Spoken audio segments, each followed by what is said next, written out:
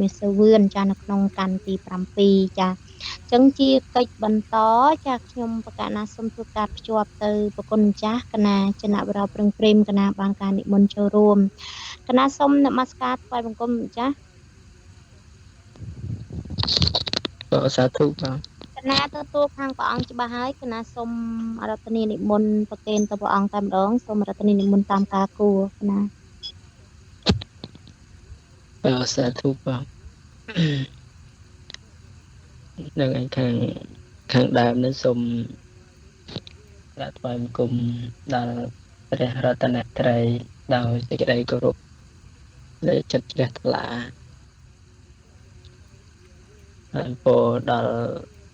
លោកគ្រូទាំងឡាយដែលមានវត្តមានក្នុងបន្ទប់ផ្សាយពធតាមប្រព័ន្ធ Skype ហើយពោដល់ញាតិញោមពុទ្ធបរិស័ទទាំងអស់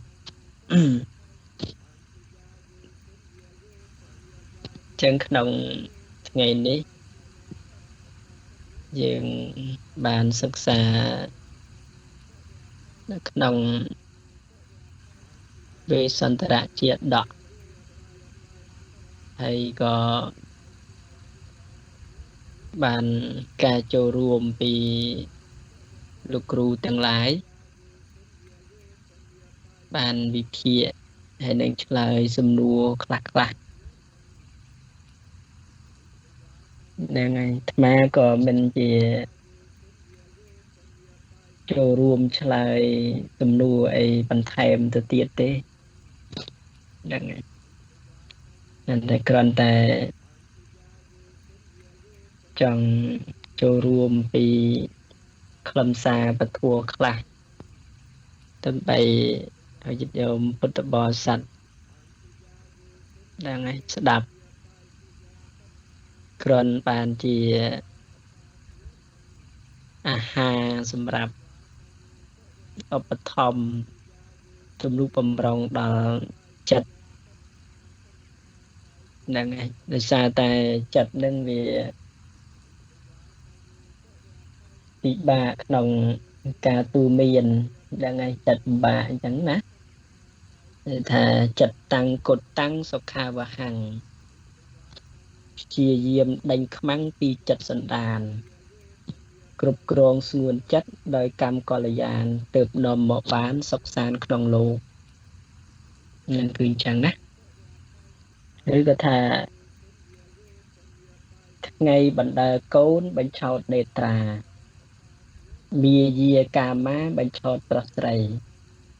លៀបយោះសរសើរលោកធัว8បញ្ឆោតលោកីឲ្យខ្វល់ចិន្តាឬថាលឿយកាយលក់ស្និទ្ធលឿយចិត្តគំនិតពិតជាកង្វល់ដំណេកមិនបានព្រោះមិនដំកល់ព្រះធัวនិមលជាខ្នើយសួស្ដីអញ្ចឹងទៅហើយពាក់ព័ន្ធជាមួយនឹងខ្លឹមសារដែលថាលឿយកាយលក់ស្និទ្ធលឿយចិត្តគំនិតពិតជាកង្វល់ហ្នឹងគឺវាពិតប្រកបមែនហើយតែបានបន្ថែមឃ្លាបន្តទៅទៀតទៅថាលំបាកកាយាព្រោះការងារល្អជាងនាំគ្នាដើរសូមទានពើតែសច្ចរិតទោះអត់ឃ្លានល្អជាងវិញ្ញាណចុចច្រវាក់ហ្នឹងហើយតែពាក្យដែលយើងក៏ไปមកគិតពិចារណាទាំងអស់គ្នាណាហើយលើកនឹងគឺមិនមែនចង់ឲ្យយើងទៅពីរោះនៅពាក្យពេចន៍នឹងទេគឺត្រូវពីរោះហើយនឹងបូកផ្សំជាមួយនឹងជីវិតរស់នៅប្រចាំថ្ងៃរបស់យើងដោយសារចិត្តពីព្រោះយើងសិក្សាទៅយើងដឹងថាធម្មជាតិរបស់ចិត្តមានការត្រាច់ទៅកាន់ទីឆ្ងាយបាននឹងឯងត្រាច់ទៅកាន់ទីឆ្ងាយបានគឺជាធម្មជាតិរបស់ចិត្ត បានឆ្ងាយណាស់គណៈពេលនឹងយើងកំពុងតែអង្គុយស្ដាប់ធัวស្ដាប់ចឹងទៅអាធម្មជាតិនៃចិត្តហ្នឹងវាអត់នៅនឹងទេពេលខ្លះនោះគិតដល់កន្លែងនេះគិតដល់កន្លែងនោះនឹងហើយចេះតែត្រេកទៅចិត្តហ្នឹងគេថាចិត្តនឹងវាអត់មានជើងទេប៉ុន្តែជាការត្រេកទៅលឿនរហ័សជាទីបំផុតលឿនណាចិត្តនឹងអញ្ចឹងការដែលត្រេកទៅរបស់ចិត្តនឹងផងដែរក៏ជាទីនាំមកដល់រឿងស្មោកគ្រោកផ្សេងទាំងឡាយក៏ប្រកបផងដែរហ្នឹងហើយពីព្រោះយើងដឹងថាធម្មជាតិរបស់ចិត្តមានការកើតរលត់នេះញាតិញោមដែលយើងសិក្សានៅព្រះអភិធម្មអញ្ចឹងទៅយើងប្រកបវិជាអញ្ចឹងធម្មជាតិរបស់ចិត្តកើតរលត់ទេពេលណាដែលយើងអ្នករៀនអភិធម្មយើងអ្នករៀនបរមត្តធម៌អញ្ចឹងទៅយើងស្ដាប់ពាក្យហ្នឹងគឺពីរោះមែនតើស្ដាប់ទៅគឺឃើញពាក្យហ្នឹងពីរោះហ្មងធម្មជាតិរបស់ចិត្តមានការកើតរលត់ហ្នឹងគឺពីរោះហ្មងពីរោះត្រង់ផ្ចេញជាអ្នកពាក្យថាធម្មជាតិនេះពីរោះផ្ចេញជាអ្នកហ្នឹងឯងធម្មជាតិដែលមានការកើតរលត់ដែលលឿនជាទីបំផុតអ្វីទៅដែលជាធម្មជាតិហ្នឹងគឺបរិសេធហ្នឹងឯងរបស់បុគ្គលនេះបុគ្គលនឹងបាត់អីហ្នឹងពីព្រោះយើងលើកពាក្យថាធម្មជាតិហ្នឹងគឺបរិសេធតែម្ដងចង់បង្ហាញថាពេលណាដែលវាកើតគឺកើតអស់ថេរវេលាក៏វារលត់ទៅយើងមើលធម្មជាតិព្រៃព្រឹក្សានតាវរមានភ្នំបឹងបួស្ទឹងអចិរវដីសារភូយវហ័យទលេកងគីអីស្ទឹងផ្សេងធំហ្នឹងឃើញពាក់ព័ន្ធជាមួយនឹងទឹកដែលវាហូរហ្នឹងហើយអញ្ចឹងបាននៅក្នុងគម្ពីរពញ្យល់ស្ទឹងយវហ័យសារភូអចិរវដីទន្លេកងគីអីចឹងទៅគឺថាចាប់ផ្ដើមហូរទៅកាន់មហាសមុទ្រទឹកហ្នឹងគឺហូរអញ្ចឹងហើយពាក់ព័ន្ធជាមួយនឹងចិត្តដូចគ្នាដែរមានការកើតដែលជាចំណែកខាងដើមហើយក៏រលត់ទៅឃើញទេវាអត់ស្ថិតនៅក្រោមការគ្រប់គ្រងពីបុគ្គលរូបណាអត់មានទេបើសិនណាចិត្តនឹងវាស្ថិតក្រោមអំណាចរបស់មនុស្សសត្វទូទៅសំលេះគឺមនុស្សអត់មានសេចក្តីទុក្ខទេអត់មានសេចក្តីទុក្ខអត់មានការយំស្រែកតវ៉ានេះទាមទារនេះទាមទារនោះដោយការទាមទារហ្នឹង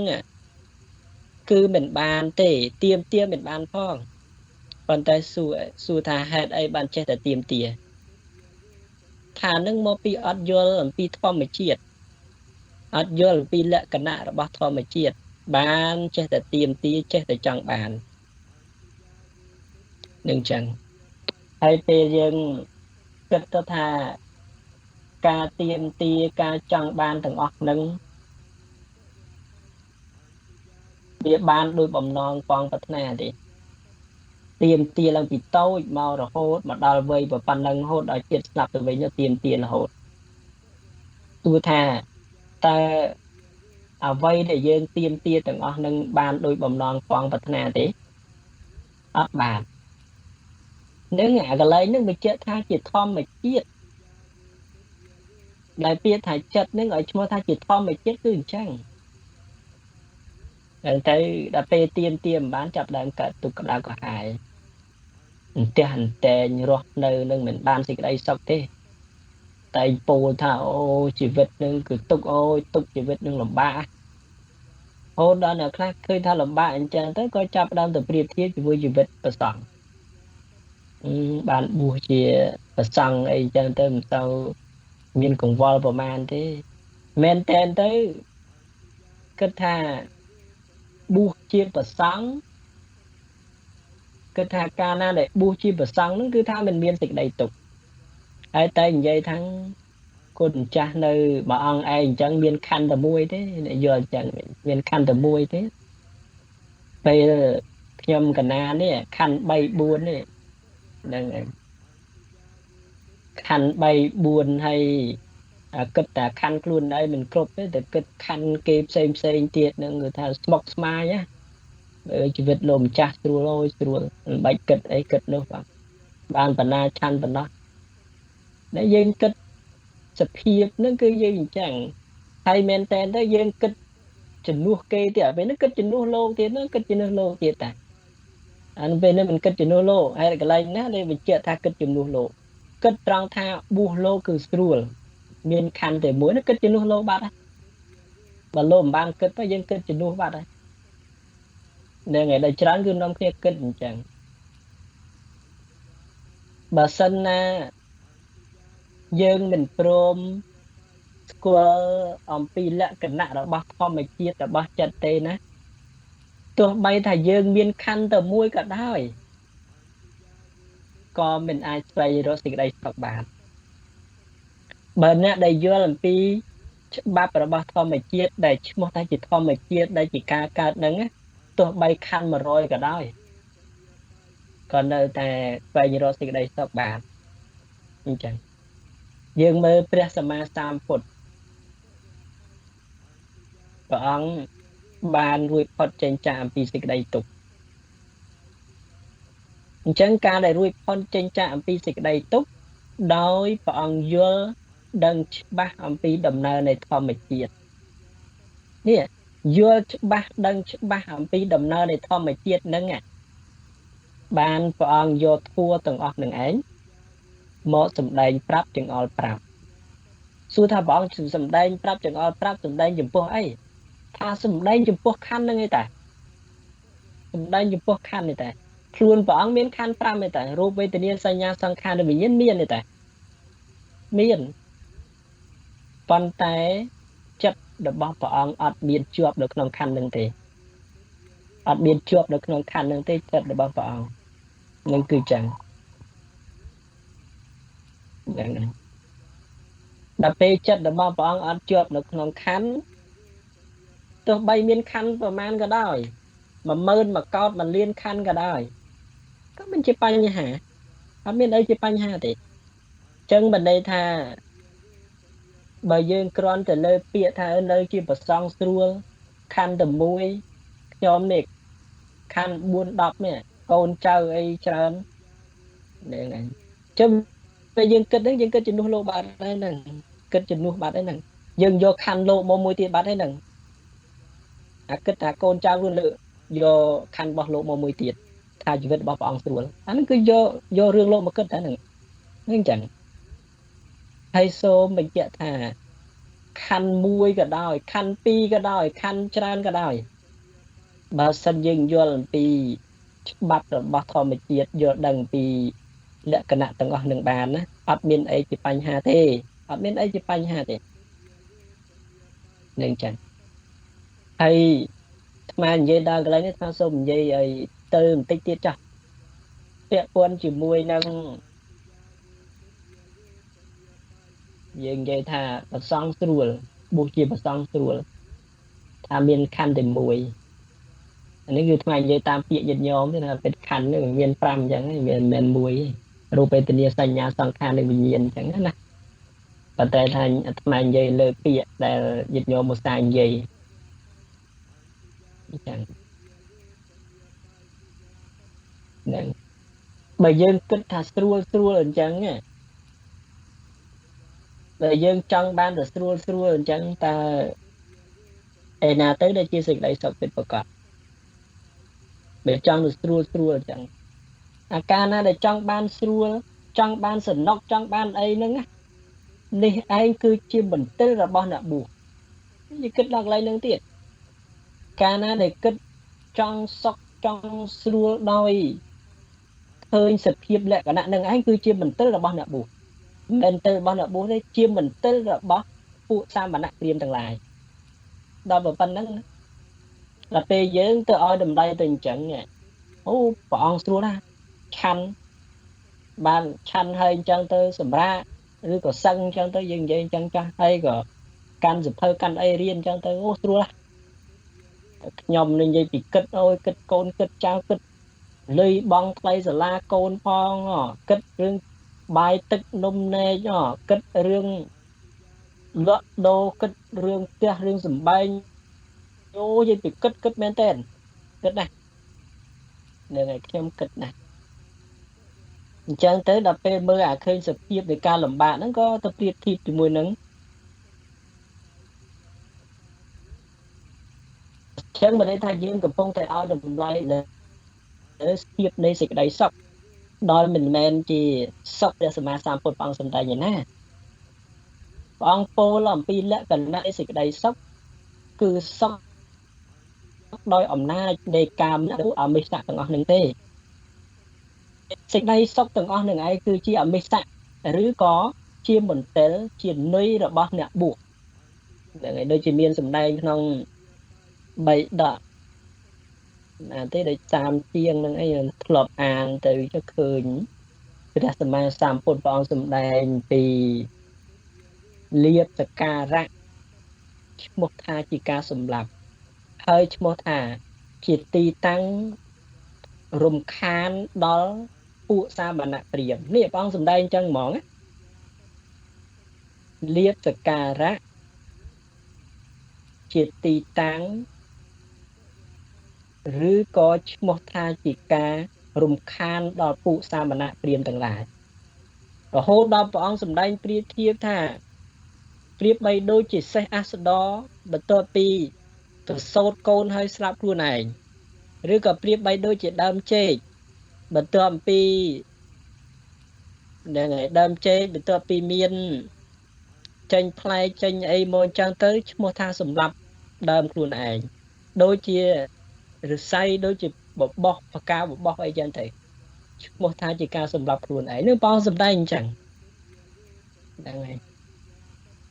ព្រះសម្មាសម្ពុទ្ធព្រះអង្គសម្ដែងប្រៀបធៀបច្រើនណាស់ញោមទៅមើលទៅបងហ្នឹងហើយហើយក៏អានយូរហើយក៏ភ្លេចបៃដាក់បងមិនដឹងដូច30ជាងហ្នឹងអីបងហ្នឹងហើយពាក់ព័ន្ធជាមួយនឹងខ្លឹមសារដែលសម្ដែងហ្នឹងគឺថាបើយើងគិតថាស្រួលបើចង់បានទៅស្រួលអញ្ចឹងណាអត់មានជាទីតាំងនាំមកនៅសេចក្តីសុខទេអត់មានទេបើគិតថាស្រួលអានឹងគឺជាស្អីថៃនមិទ្ធៈនោះថៃនមិទ្ធៈនឹងពេលណាដែលវាកើតក្នុងនោះគេលក្ខណៈរបស់ថៃនមិទ្ធៈគឺមិនសមគួរឬក៏មិនសមគួរដល់ការងារគឺវាធ្វើឲ្យយើងរុញរាធ្វើឲ្យយើងមិនស្ទុះស្ទាធ្វើឲ្យយើងមិនឧស្សាហៈមិនជាយាមចឹងទៅអាហ្នឹងហើយគឺជាតួនៃថៃនមិទ្ធៈដែលវាកើតអញ្ចឹងថៃនមិទ្ធៈហ្នឹងគឺត្រូវកម្ចាត់ទៅដោយអំណាចអង្គនៃឈានហ្នឹងត្រូវកម្ចាត់ទៅដោយអំណាចអង្គនៃឈានវាប្រកបធ្វើឲ្យថៃនមិទ្ធៈនឹងមិនចម្រើនបានតែពេលយើងទៅឲ្យតម្លៃទៅរឿងថៃនមិទ្ធៈហ្នឹងបួសស្រួលនៅជាប្រសង់ស្រួលអត់លំបាកហើយយើងឃើញតែអញ្ចឹងតាឃើញតែតម្លៃនៃថៃនមិទ្ធៈហ្នឹងតាវាអត់ទៅសិក្សាឃើញលក្ខណៈពិតថាវាយ៉ាងម៉េចដឹងសិក្សាឲ្យពិតអញ្ចឹងបានយើងឃើញហើយប្រសង់មានថាស្រួលណាបើសិនណាស្រួលហ្នឹងសំលេះហ្នឹងមានដឹងឲ្យគេមកបួសទាំងអស់តែគ្នាបាត់ទៅហើយបាទបើគិតថាស្រួលអញ្ចឹងបាទគឺអត់មានអ្វីដែល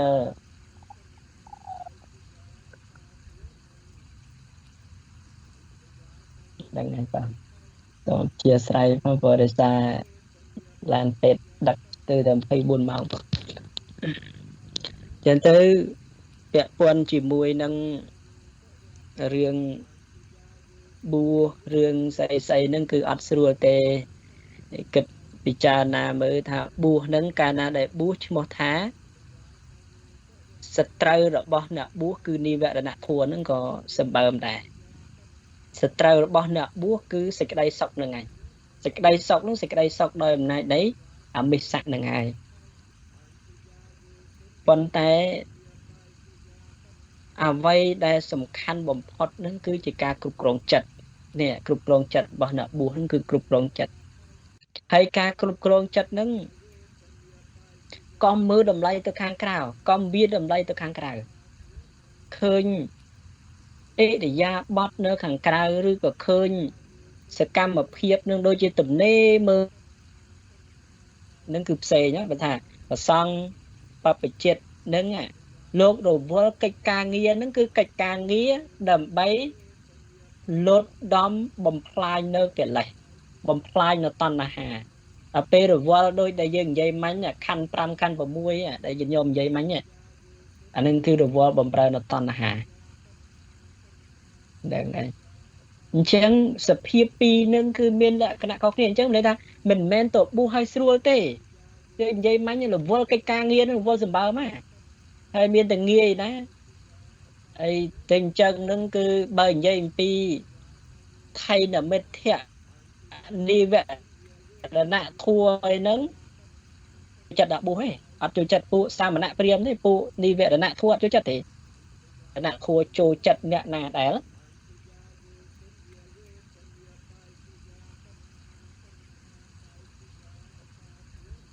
គឺពួកនិវរណធัวចូលចិត្តឲ្យបោះអង្អែលទៀតចូលចិត្តបោះអង្អែលចូលចិត្តហើយលើកទឹកចិត្តមិនន័យថានិវរណធัวលើកទឹកចិត្ត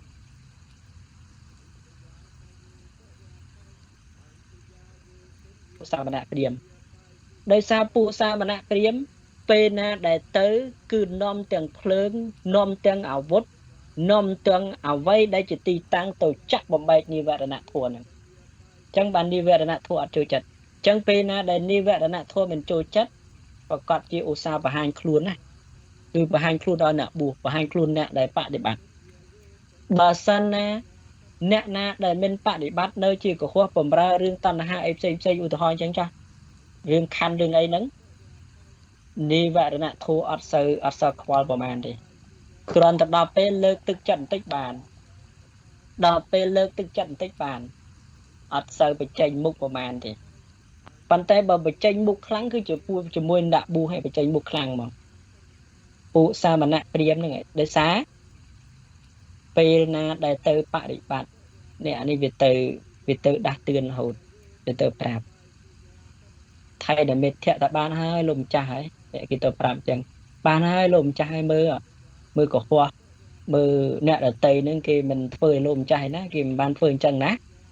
គេនៅផ្ទះនៅអីគេសប្បាយមានកូនមានចៅនោះគេសប្បាយបានហើយលោកម្ចាស់ប៉ុណ្ណឹងបានហើយគេនិវរណធัวគេប្រាប់អញ្ចឹងថៃដែលមេធៈគេប្រាប់អញ្ចឹងបន្ទាប់មកទៀតក៏មានវិជិកិច្ឆាមានអីមានជាពិសេសកាមច្ឆន្ទៈនេះគេទៅលួងលោមគេទៅប្រាប់បានហើយលោកម្ចាស់បានហើយនឹងអាណិតដល់ខ្ញុំកណាផងមិនដឹងបានណាពេលណាដែលលោកខំបដិបត្តិនោះខំចម្រើនខំបដិបត្តិអានេះគេទៅប្រាប់បានហើយលោកម្ចាស់បានហើយនេះទៅប្រាប់រហូតប៉ុន្តែបើរឿងញាតិញោមពុទ្ធបរិស័ទមិនសូវប្រាប់ប្រហែលទេវាគ្រាន់តែបញ្ចេញតែបន្តិចហ្នឹងទៅបាត់ហើយអត់សូវពិបាកខំប្រឹងប្រហែលទេនឹងគឺបញ្ជាក់ឲ្យឃើញថាកាលណាដែលមកបួសហើយបដិបត្តិជាប្រសង់នេះលំបាកដូចយកដុំថ្មនឹងឯងរុញឡើងលើភ្នំអញ្ចឹងបើសិនណារវល់ដូចញាតិញោមពុទ្ធបរិស័ទដូចរុញដុំថ្មទម្លាក់ទៅលើភ្នំអញ្ចឹងឯងគឺមានសភាពខុសគ្នាអញ្ចឹងណាបងអញ្ចឹងអាត្មាសូមប៉ុណ្្នឹងចាស់បងសូមអរគុណបងកណាសាធុកណាសូមអរប្រគុណដល់ប្រគុណចាស់ចំណាប់អារម្មណ៍ព្រឹងព្រីមកណាដែលព្រះអង្គបាននិមន្តចូលរួមនៅក្នុងរាត្រីនេះព្រះអង្គបានចូលរួមច្រើននៅក្នុងរឿងខណ្ឌក៏ដូចជាការបួសដែលលោកតាលោកយាយទាំងមិនថាតលោកតាលោកយាយទេសូម្បីតែខ្ញុំបកណាមកាលពីមិនទាន់បានសិក្សារៀនសូត្រពធអីហ្នឹងក៏ឃើញថាប្រសង់គឺថាស្រួល ប៉ុន្តែដល់ពេលយើងចូលទៅឲ្យចិត្តពេលដែលយើងចង់ដឹងអីមួយយើងចូលទៅឲ្យចិត្តយើងនឹងដឹងថាសភាពពិតឬក៏សភាវៈពិតហ្នឹងគឺមានលក្ខណៈបែបណាចាអញ្ចឹងអរគុណនិងសូមអរគុណម្ដងទៀតដល់លោកគ្រូចាដែលបានអញ្ជើញចូលរួមនៅក្នុងរាត្រីនេះកណាសូមអរព្រគុណនិងសូមអរគុណដល់បកណាគុណម្ចាស់សប្បុរសជនដែលតែងតែចូលរួមចាគ្រប់គ្រងស្ដាប់នេតិបណ្ដុះគុណធម៌ជារៀងរាល់សប្ដាហ៍ចាថ្ងៃនេះគឺជាថ្ងៃចុងសប្ដាហ៍របស់នេតិបណ្ដុះគុណធម៌ចាហើយនេតិបណ្ដុះគុណធម៌ក៏នឹងវិលត្រឡប់មកជួបបកណាគុណម្ចាស់សប្បុរសជននៅសប្ដាហ៍ក្រោយតាមពេលវេលានឹងម៉ោងដដែលហើយនឹងបន្តនៅរឿងជាបន្តទៀតដែលនិទានដោយលោកគ្រូមាសវឿនចាសម្រាប់ពេលនេះនេតិបណ្ដុះគុណធម៌សូមអ្នកមស្ការថ្វាយបង្គំលាសូមជម្រាបលាសូមអរព្រគុណនិងសូមអរគុណ